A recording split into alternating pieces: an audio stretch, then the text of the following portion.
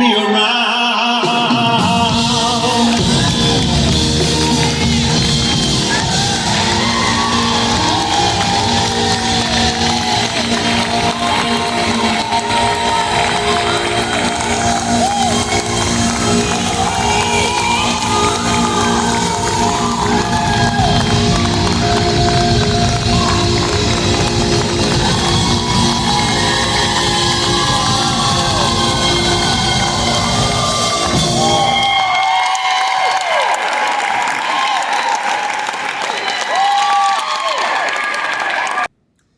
Welcome back to My Harlem Portrait, the show that aims at shedding a light on the fundamental contribution of African Americans to the building of this country and on Black excellence.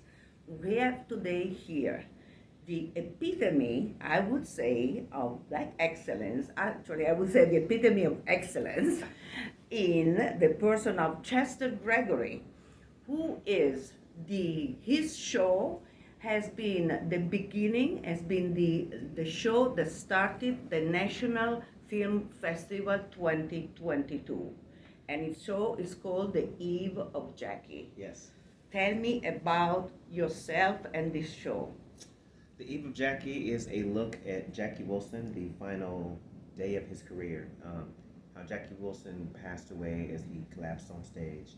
And then, however, by him being in the middle of his performance, I thought it may be interesting to look at what that concert may have been. Me myself, my name is Chester Gregory, also known as Chess. I'm from Gary, Indiana. I've done a lot of work in theater, and I also do film. I have music and albums and things, and I also do content on Instagram and TikTok and various social media networks now. And Jackie Wilson's legacy has always been important to me. Being that I'm from Gary, Indiana, I idolized Michael Jackson. Michael Jackson idolized Jackie Wilson. So for me studying Jackie Wilson for the role of a show called My Heart is Crying, the Jackie Wilson Story, produced and written and directed by Jackie Taylor of the Black Ensemble Theater. We did that show 20 years ago, and we headlined the festival back then. And then several years later, I put together a one-man show version, which is called The Eve of Jackie, and that's when we look at his life in one day and not go through his whole life. And it's been 20 years of me portraying Jackie Wilson. Of course, I've had other things I've done in my career. I've done a lot of Broadway shows, originating roles, and things like that. Tell us about this Broadway show after you okay. finished it. Well, a few Broadway shows I've done is my Broadway debut happened in 2003 with Seaweed and Hairspray. Hairspray is one of my favorite shows. I enjoyed that, and from that, just a bunch of other shows: Crybaby, Sister Act, Tarzan, Motown the Musical, Miss Berry Gordy, and I've been very. Oh, you Wonderful. did? No. Oh my God! Yes, it's fantastic. Oh yes. So I've been very grateful to meet Berry Gordy and portray Berry Gordy and all these. As well as Michael Jackson. I got a chance to meet Michael Jackson too the same week that I had my Broadway debut. And just being able to meet and be close with Jackie Wilson's family, it's just, I feel a deep connection to the doo-wop era, the 60s era, to this music, to this style of performing. It, feels very second nature to me. But also, I have done a lot of research and study, and it's been 20 years portraying this role, so I've been glad to do that, and then also, bring this chapter to a close, and, move on to other ventures as well. And it's also 20 years of Jackie Wilson's death? No, Jackie Wilson passed away in January 1984. Okay. Yeah. So this National Black Theatre Festival started off with a star-studded gala, and the center and the end of the gala was your performance. And I saw it. And I could not believe how amazing you are. Your voice goes so deep and so high. You have this range which is, and I haven't heard so much of it. And it's really fantastic. Thank and you. you did all the splits. and all the dancing. And you told me that there were a row, 5, 6 rows of ladies sitting right by the stage who were going totally crazy. They were throwing their panties away and screaming, and we all thought in the audience that was part of the show. But No, it was not part of the show. It was the first time I've done the show when people threw panties on the stage and stuff like that. So that was a lot of fun. Being that, when I'm in the moment on stage, actors, especially when you do improv and you have things that you can't control, the sort of mindset is yes and. Mm-hmm. Okay, so yes and. Okay, there's panties. All right, so let's go. So that was fun, and then also it's very reminiscent of the era. With those guys who perform in the '60s and that whole era. Jackie Wilson, Otis Redding, Sam Cooke, the Temptations, Marvin Gaye. The list goes on and on. Teddy Pendergrass. They're known for having panties on the stage, Yeah. and so that was a wonderful experience that I got to witness and be a part of. And and it was not part of the show. It was not planned.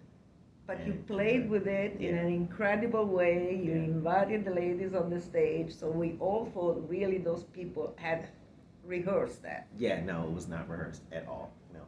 It was fantastic. I think Thank you you. really, nobody ever would have thought that you were improvising that because it was really wonderful. This show, are you gonna perform it again, or was really the last time? No, I have 3 more shows. I have a show tonight. Yes. So I'll be resting today, getting ready to do it all over again. Today, tomorrow, and Saturday. Saturday is the last. So, who hasn't seen it yet, please go and see it. I think if it's not sold out, because it's really, really, really amazing.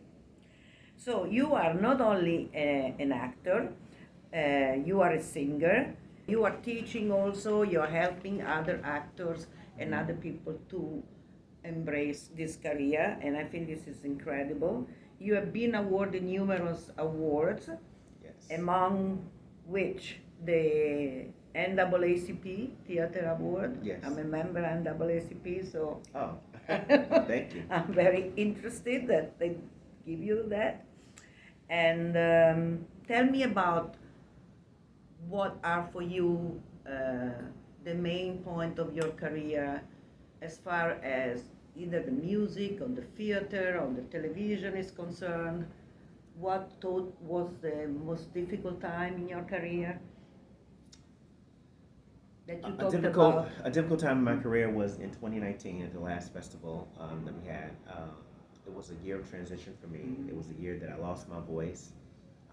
A lot of jobs that I had kind of fell through, and I was just struggling to make ends meet.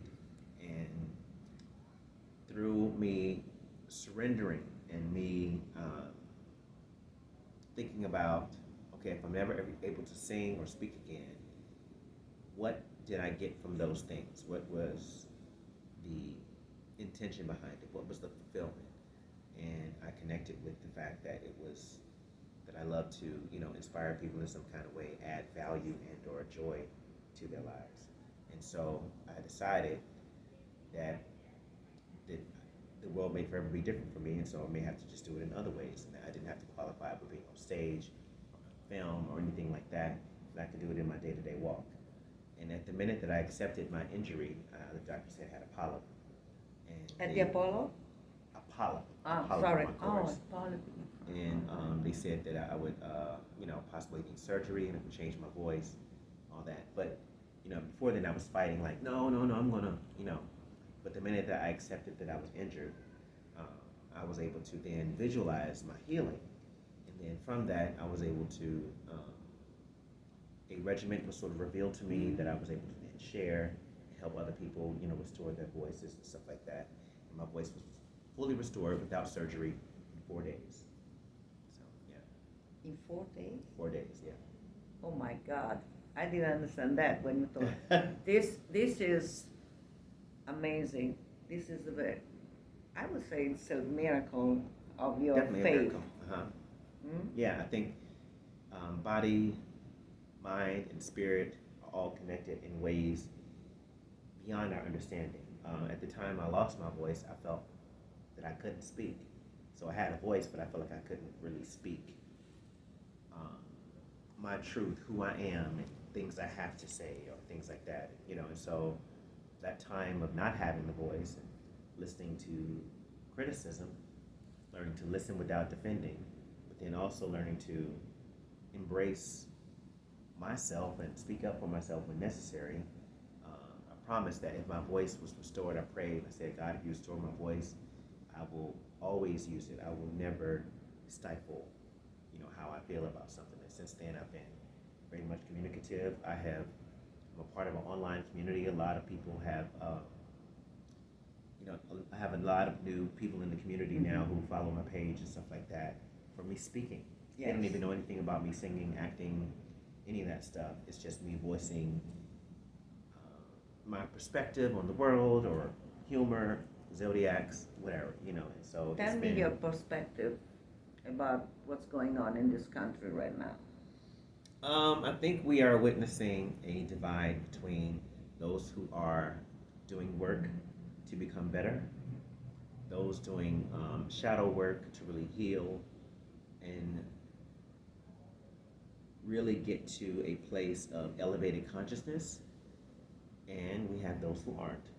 So I think it's becoming more polarized with people who are doing the work, so to speak, and people who aren't. We just went through a pandemic, and we're still kind of in it right now for 2 years, and so a lot of people have used this time through so much loss, through so much death, through so much knowing how much life itself is ephemeral, have emotionally matured a decade in 2 years.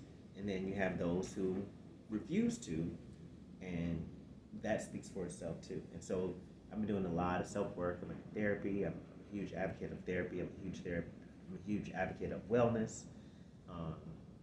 And the more I work on myself to become better, that's the same thing that people in my cipher that I, expect. If you're around me, then we don't have to have the same mindset. I actually enjoy, we don't agree on things because that's real, that's life. Yeah. But if nobody is working to better themselves, then I just don't have the time for it. And you have to have the same value, I suppose, in life. Yes, the same morals and values, for sure. For sure, I've been there when fundamental. People didn't. Yeah, loyalty is big on my, my team, my comrades, my community, for sure. Yeah. But then you have to ask yourself, if you don't have those same values, they don't line up. Then if you're the one being loyal and they're not, then what are you being loyal to? So. Yeah. Exactly, and it's very. This pandemic has really, as you said, polarized it. But we have an opportunity of being altogether better and realizing, for example, as far as the environment is concerned, that if you don't do something now, it's too late. It's too late. And so people like you who have a voice, who have a stage to voice these concerns are fundamental right in this moment. You are like a beacon that is shining on the good stuff and on the bad stuff that needs to be restored. It's really, I feel it so strong, especially in this country. In Europe, I'm Italian, I'm totally Italian. So when I'm in Italy, I don't see this discrepancy, this abyssal divide. Here is so strong. And it's scary, in a sense it's scary. Yeah. And also mental illness. It's a big concern now because the people who needed help have not been helped during the pandemic. Right, exactly. And then if you think about it, if somebody can experience one moment of trauma, a second, and be forever changed. Here we've had over 2 years of trauma daily. The headlines are still ridiculous in the newspaper, where it's like, is that actually happening right now? And so, yeah, it's just that And then we have those who, I've also stigmatized mental illness, in a way where it's like, oh, well, that person, you know, did that evil act, they're mentally ill, and it's like, well, that's a whole different thing. Yeah. But yeah. But for sure, I'm a huge advocate for mental wellness and all of that. So. If that evil person or mentally ill person didn't have a gun, he wouldn't have killed all those people. And that's Yeah. another thing that is in this country is crazy, Yeah. very crazy. And that's all the stuff that is scaring me. Because we are not used, in Italy, people can't kill with guns because we can't have guns. So, we can punch you or Right. maybe stab you, but we Right, can't exactly. kill 50 people at the same time. You also received 2 keys of 2 cities. Yes. Tell me about that. That's very interesting. I received the key to Gary, Indiana. That's my hometown. But also I received a key to East Chicago, Indiana, where I was a teacher for like 6 years. And I taught drama. I worked with students in both elementary school as well as high school. And so that was a lot of fun. And then from that, I had to leave and do, because Jackie Wilson's story was taking Yes. off. And so I quit the job and then we went on tour. And the Jackie Wilson story, you performed it, as you said, at the beginning, 20 years ago. Yeah. And this is what projected you to the rest, to Broadway and so on, because of your amazing performance. Thank you. Yes, it was all thanks to Jackie Taylor, who believed in me when I was just a young kid off the street in Gary, Indiana, and freshly graduated from Columbia College, Chicago, and she believed in me. I'd worked at the theater and done a few shows before, and she cast me in the role, and it took off. It took off. We did a 3-year run, and in that 3-year period, we toured a lot. We did a lot of just all over, and then we played the Apollo Theater, and that was a blessing, and that led to Broadway for me. Yeah. And I heard about you at the Apollo Theater because I go very often at the Apollo and I write about the Apollo, and I'm doing shows there. I'm following shows there, and they talk about you. Oh, yeah. Well, when I haven't been at the Apollo Theater in a while, but whenever I would come up there, they would remember me, and it's just like family.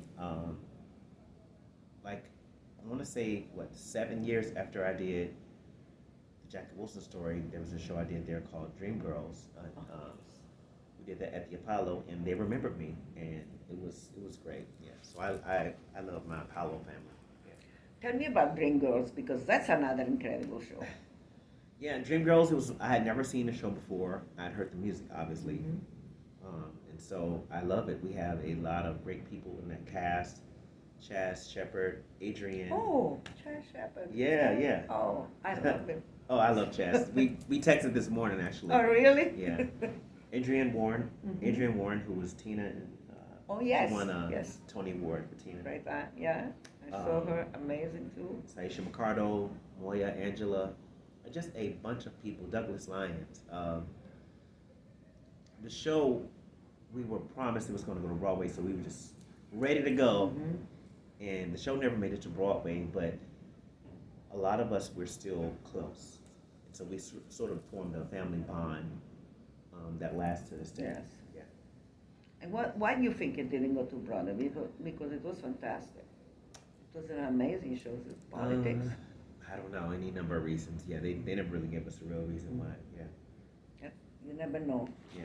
It's a pity. But now there is a lot of more on Broadway, many more shows and much more diversity. So it's good. The paper I'm editing, I'm an editor for the entertainment for Harlem News. We do every year 2 sessions, 2 issues on Blacks on Broadway. Oh, okay. And when it started, it was 2 or 3 pages. Now I think it's 8 or 9 pages. Oh, that's wonderful. Yeah. Yes, it's really good. It's Linda Armstrong that is the curator for that, who does everything. Okay. And it's really very, very interesting.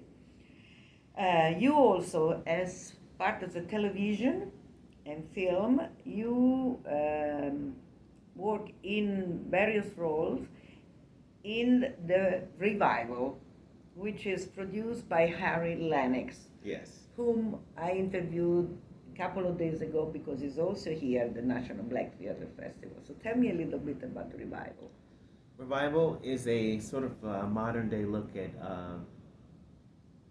Jesus Christ. I want to say it's kind of like it reminds me of like a all black cast of like Jesus Christ Superstar. So kind of how they did that, where they merged the worlds of modern, with what the time was 2,000 years ago. And so, so that was a lot of fun. It was, like I'm in a film with Shaka Khan, you know what I mean? I didn't get to meet her, but, we're in the film together. And Harry Lennox is a great person and one of my favorite people. And, he and I discussed possibly working together on some more stuff. So, we'll see, yeah. He's creating this center now in Chicago. Yeah. And he's playing God, right, in this revival? Yeah. That's what he told me. I'm playing God. Yeah. He started as a seminarist. Oh, okay. Yeah, he started as a seminarist. He wanted to be a priest. So, I can see that, yeah. You see that? Yeah. It's a beautiful person, yeah.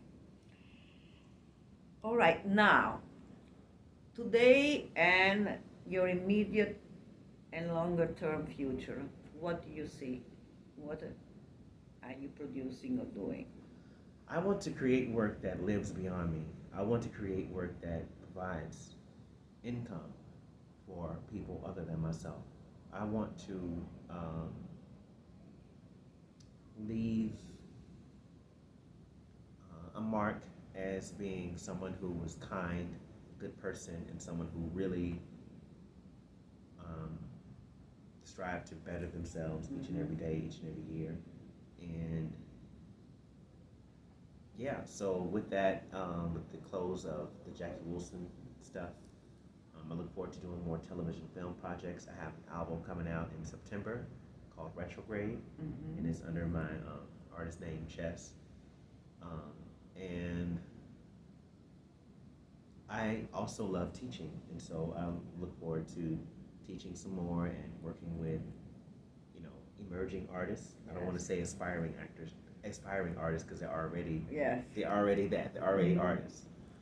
You're just emerging, and so I love that equally as much as performing. So if I wasn't a performing artist, then I'd definitely be a teacher, because I love sharing.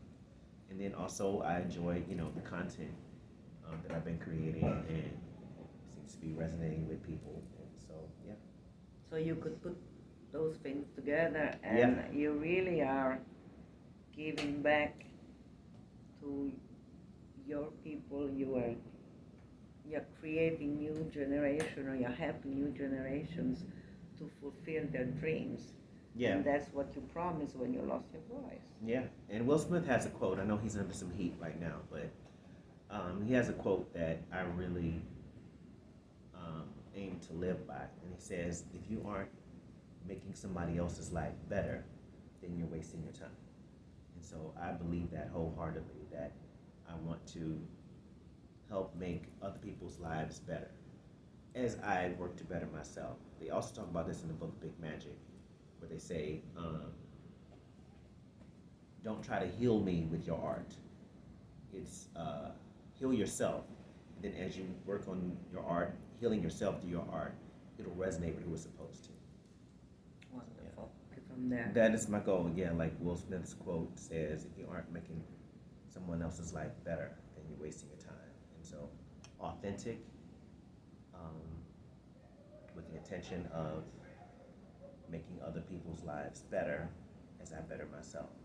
So my name, Chess, is actually an acronym, collectively healing every single soul. Oh, this is beautiful. And this is your art name when you sing also. Yeah. Collectively healing every single soul. Wonderful. This is very, very beautiful. Thank you. Good. I love that. I love that. So, if you should think about, apart from the roles of Jackie Wilson, what is the most important role or the one that you like most in your career, whether it's TV or theater or film? I never really,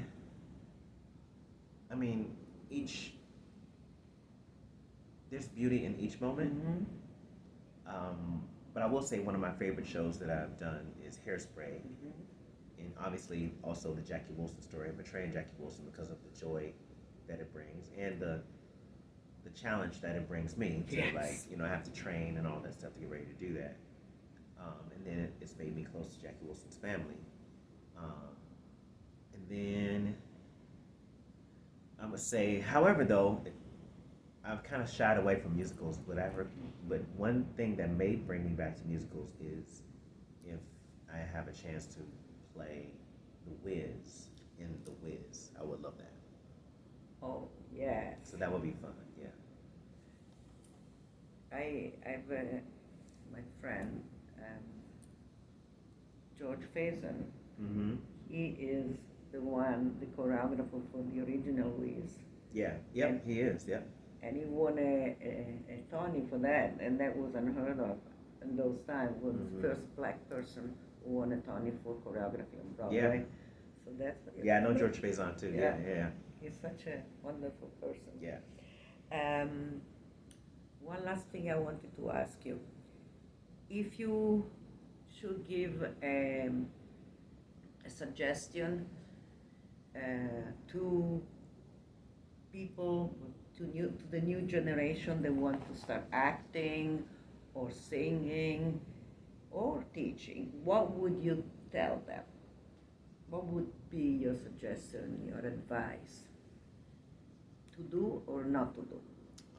My suggestion would be to be yourself. Everybody else is already taken. I think that's a quote. I don't remember the person who says that quote, but basically it says to be yourself. Everyone else is already taken. And and obviously they tell you to believe in yourself. Mike Jackson was very big on saying believe in yourself, believe in yourself, believe in yourself, but that is what is key. There are people who are smarter than you or more talented than you and all of that, and they have moved on in that aspect of their career and made an imprint simply because they believed in themselves. Mm-hmm.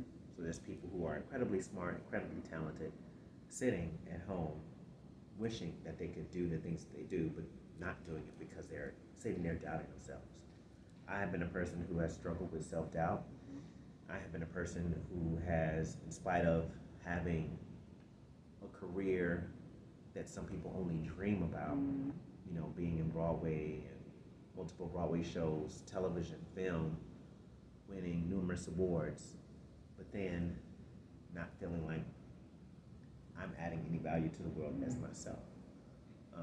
The one dark part of that is that one day when I was in New York, a woman came up to me and she was like, I know you. You're that imitator. I'm like, what? She's like, yeah, who's that guy you like to imitate? You like to imitate this one singer all the time. You're the Jackie Wilson you're the Jackie Wilson imitator. And I was like, and so in that moment I was like, that's not how I want to be remembered, as like in the shadows of somebody else.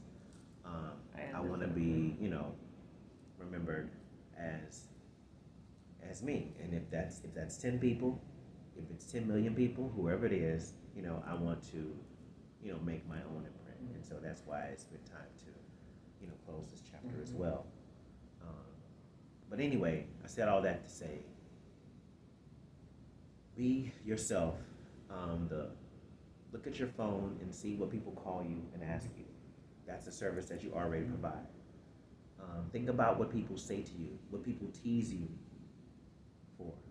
The things that people tease you for, they're actually letting you know those are the things that make you unique. Mm-hmm. And so embrace that and make that your superpower. And then from that, you will surprise yourself with how you reach people, and all of that is that because you're doing the one thing that everybody wants, but everybody's afraid to do, which is be transparent. So authenticity, transparency, be yourself, embrace yourself, all that you are, and then also, at the same time, allow yourself to be teachable, to be coachable, to be willing to always grow, because the world is always growing and evolving and changing, right? And so you can't control the current, but you can surf the wave. So, yeah. Beautiful. I think you're an old soul. Yes, I really believe Thank that. you. And I felt it from the first moment I saw you. And you are not the Jackie Wilson imitator. You are the one who brought Jackie Wilson back to life. Thank you. And you are really, I'm very happy to have met you as a person also, because you're amazing. Thank you. Your It's my pleasure voice, meeting you. Thank you. your aura is wonderful. Thank you. Thank you so much, and Thank you for having me. giving me this time, because I know you have so much to do in this festival. So thank you, thank you, thank you. It's my Thank- pleasure. Thank you to our viewer for being with us. See you next Saturday, 12:30, same channel. Bye-bye.